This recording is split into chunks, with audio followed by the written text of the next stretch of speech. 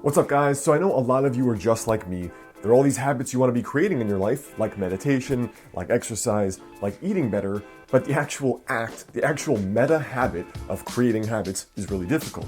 So how do you actually create habits? Well, in today's video, we're going to not only talk about the cue, routine, reward cycle popularized in the book, The Power of Habit. I'm going to walk you through a sample habit cycle that you can use to begin meditating, eating better, or quitting social media addiction.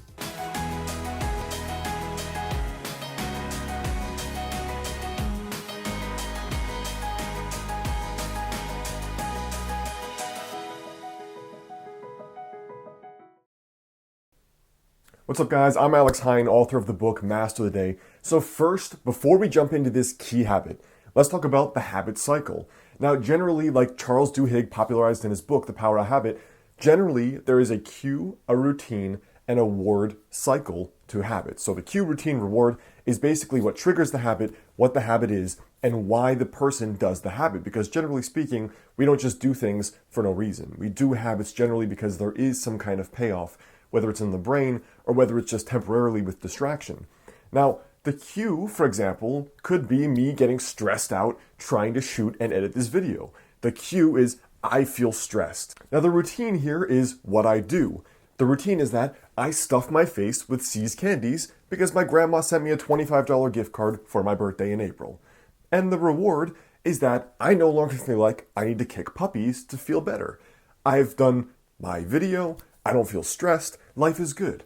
The cue is what triggers it, stress in this case. The routine is what we do, stuff my face with chocolate, and the reward is what relief we get after because we did the habit for some reason, and now I feel like I can do this video and I'm not grumpy.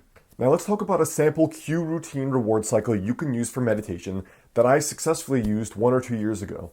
So the cue here is going to be waking up in the morning, all right?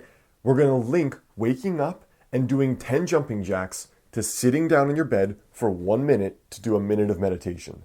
All right, so the cue, what we're linking it to, get up out of bed, do 10 jumping jacks. Because number one, you already are getting up anyway. You always have a morning. So linking meditation to a morning ritual is one of the best ways to consistently do it. Now, the reason for the jumping jacks is that it's going to actually wake you up.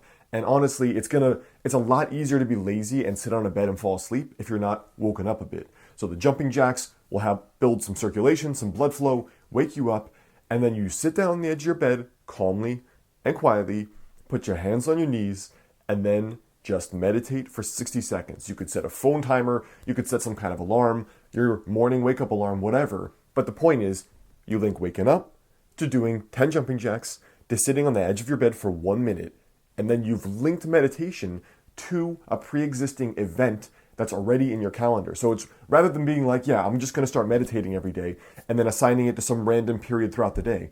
It's very hard to actually do that. So your master of the day habit for today is if you're having a hard time meditating or doing some other habit, you could link it to a morning routine. Again, try the 10 jumping jacks, 1 minute of meditation linked to the morning. Something that worked gangbusters for me. And then from there, if you can do a minute, then you can do 3, 5, 10, or 20 minutes. But the most important thing is setting up that actual habit link.